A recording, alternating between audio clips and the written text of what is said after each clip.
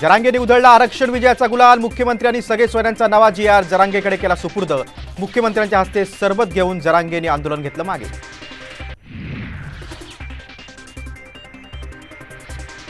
उधळलेल्या गुलालाचा अपमान होऊ देऊ नका, जरांगेंची मुख्यमंत्री शिंदेंना विनंती। आरक्षणात धोका झाल्यास पुन्हा उपोषणाचा इशारा।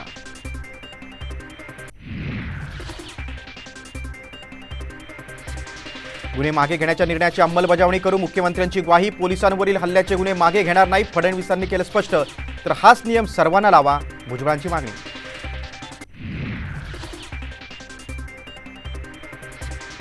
जरांगेंना दिलेला अध्यादेश नाही, फक्त मसुदा। छगन भुजबळांचा हल्ला बोल, तर मनोज जरांगे लढाई जिंकले मात्र तहात हारले।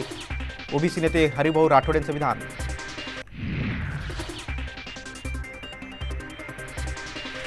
निवडणुका डोळ्यासमोर ठेवून मराठा आरक्षणाचा निर्णय, एकनाथ खडसेंचा सरकारवर हल्ला बोल, तर मविया काळात आरक्षण देण्यापासून कोणी रोखलं होतं, मंत्री गुलाबराव पाटलांचा सवाल।